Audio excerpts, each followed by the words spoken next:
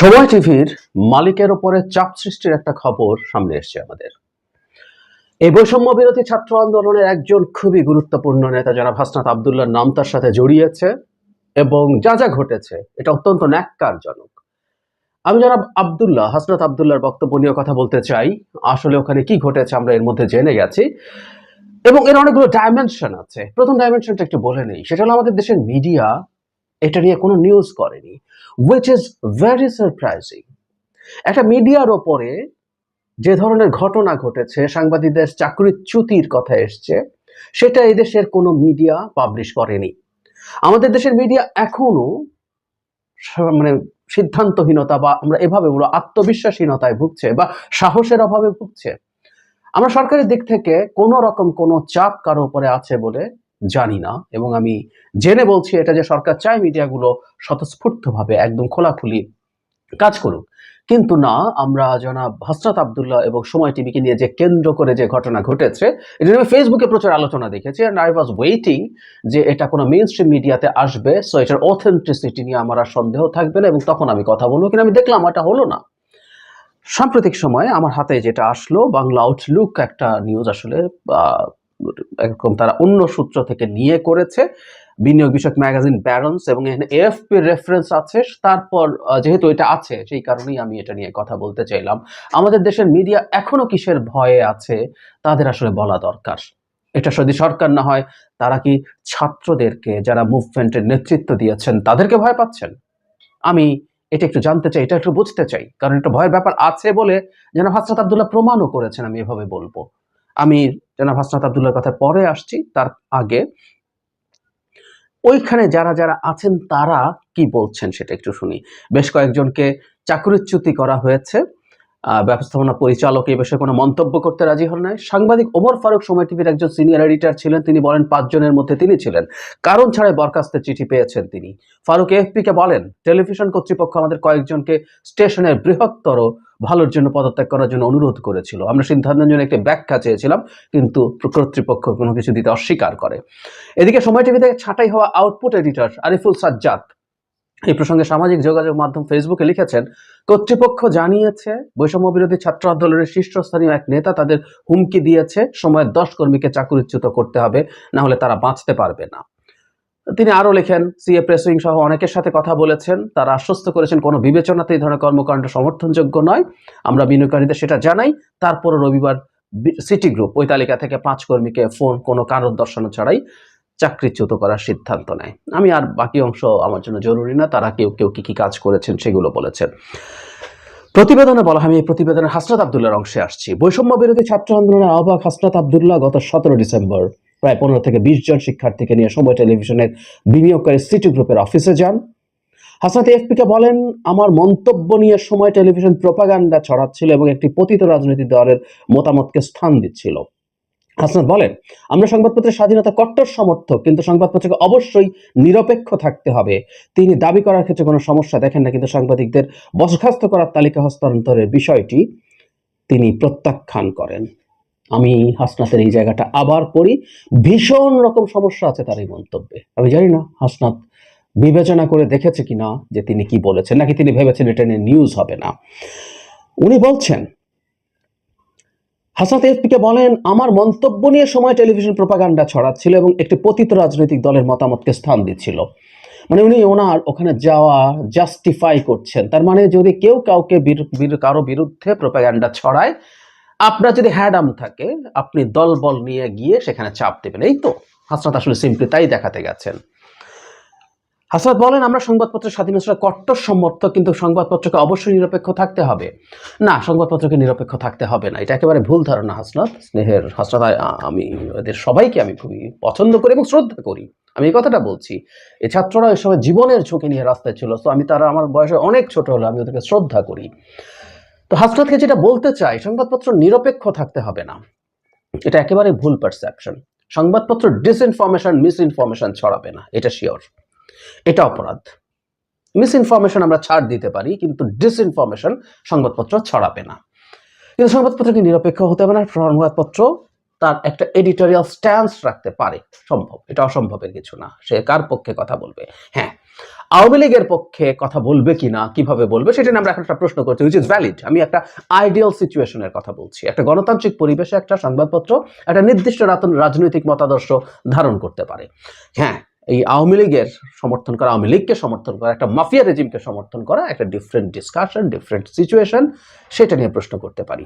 কিন্তু তারপর তিনি বলছেন, তাই তিনি দাবি করার ক্ষেত্রে কোনো সমস্যা দেখেন না, মানে উনি দাবিও করতে পারেন, আর সাংবাদিকদের পদচ্যুতির ব্যাপারে কোনো কথা নেই।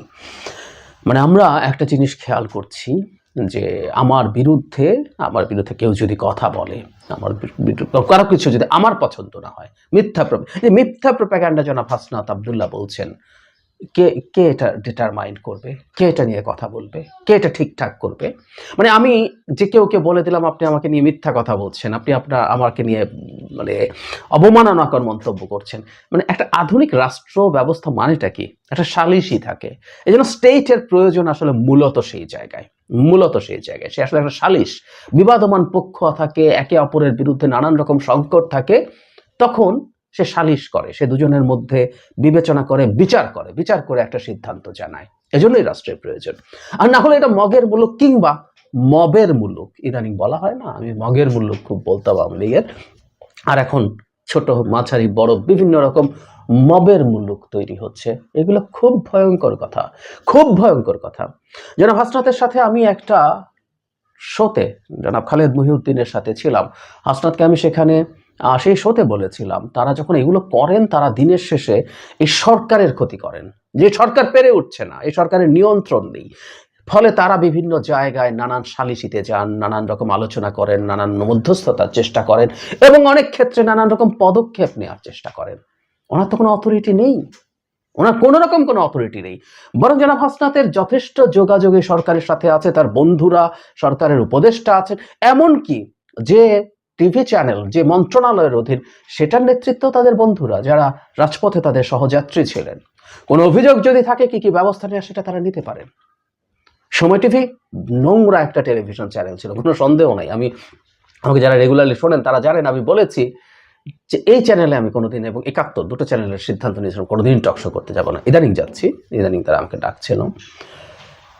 কিন্তু সময় টিভিতেও যদি এই ধরনের সমস্যা থাকে, যদি সমস্যা আছে, আসলে আমি এটাও মনে করি যে সময় টিভিতে পতিত আওয়ামী লীগের লোকজন আছে, এবং যারা তাদের কোনো না কোনো ফর্মে এজেন্ডা বাস্তবায়ন করতে চেষ্টা করবে, এটাও আমি অস্বীকার করি না। কিন্তু যেটা জরুরি কথা, সেটাকে কিভাবে আমরা ডিল করব, সেটার একটা অ্যাডমিনিস্ট্রেটিভ এবং একটা সরকারি পলিসি তৈরি করতে হবে, করার মাধ্যমে সেটা জনাব হাসনাত আব্দুল্লাহ এটা করতে পারেন না। এবং প্রায় বলছি, এটা শুধু দেশের অভ্যন্তরে না, দেশের অভ্যন্তরে তো বাজে মেসেজ যাই। আমি অনেককেই ইদানিং এসব আলাপ করতে শুনছি যে তারা এগুলো কি করছেন, তাদের প্রতি মানুষের যে শ্রদ্ধা ছিল সেটা কোনো না কোনো ফর্মে তারা হারানোর ঝুঁকি তৈরি করছেন। এটা উচিত হবে না, আমাদের জাতির এই এত বড় বিট, এত বড় কাজ করাদের এই জায়গায় চলে যাওয়া খুবই মর্মান্তিক হবে। কিন্তু হতে পারে আমরা সবসময় যেন মনে রাখি, আমি একটা ভিডিও করেছিলাম এটা নিয়ে, মুক্তিযুদ্ধের পর আবার তোরা মানুষ হ বলে সিনেমা তৈরি করতে হয়েছিল খানাতাকে, মুক্তিযোদ্ধারা যখন বিভিন্ন রকম অনিয়মের সাথে জড়িয়ে পড়ছে। আমি হাসনাত কোনো অনিয়ম করতে গেছেন, আমি সেই আলোচনায়ও যাচ্ছি না, আমি বলছি না, আমি আশা করি আমাকে ভুল বুঝবেন না যে এটা অনিয়মের জন্য গেছেন, কিন্তু নিয়মটাও এভাবে পালন করা যাবে না, এটা সবচেয়ে জরুরি কথা। আমরা একটা গণতান্ত্রিক স্টেট চাই, আমরা শেখ হাসিনার বাংলাদেশ চাই না, যেখানে এরকম গায়ের জোরে হ্যাডাম দেখিয়ে আমি অমুক আমি তমুক হয়ে যে কোনো কিছু করে ফেলতে পারি, সেটা চাই না। আমরা একটা আইনের দেশ চাই, এবং 4 মাস পার হয়ে গেছে, সুতরাং প্রশাসন কাজ করছে না, ওটা হচ্ছে না, সেটা হচ্ছে না, তাই আমাদেরকে করতে হচ্ছে, এই কথাগুলো বলারও কোনো সুযোগ নাই। আমি এই কাজগুলোর জন্য তারা একটা ব্যবস্থা, একটা সিস্টেম ঠিক করুন। আর তাদের একটা জিনিস মনে রাখা দরকার, যে কেউ না কেউ যদি তাদেরকে মোটিভেট করে কোনো কিছু করানোর চেষ্টা করে, যেহেতু এখন বিভিন্ন জায়গায় সমন্বয় পরিচয় দিলেই অনেক কিছু করা যায়, এটা আমরা জেনে বলছি, আমরা এই সমাজে বাস করি, দেশে বাস করি, আমাদের মিডিয়াগুলো এখনো কথা বলতে শুরু করে নাই। তাদের সতর্ক হওয়া দরকার। তারা রাজনৈতিক দল তৈরি করতে যাচ্ছেন, সেই রাজনৈতিক দল যাতে বিতর্কের ঊর্ধ্বে থাকে, এবং রাজনৈতিক দল তৈরি না করলেও আমাদের এই অসাধারণ, এই মাটির অসাধারণ এই সন্তানরা শেষ পর্যন্ত বিতর্কের মধ্যে থেকে মানুষের দ্বারা ধিকৃত হবেন, এর চেয়ে মর্মান্তিক কিছু হতে পারে না। এবং আমি সরকারের কাছে আহ্বান জানাই, এই ধরনের পদক্ষেপ ঠেকানোর জন্য সরকার কঠোরভাবে পদক্ষেপ নেবেন। সরকারের দেখা উচিত না কে কি করছেন, কার সাথে করছেন।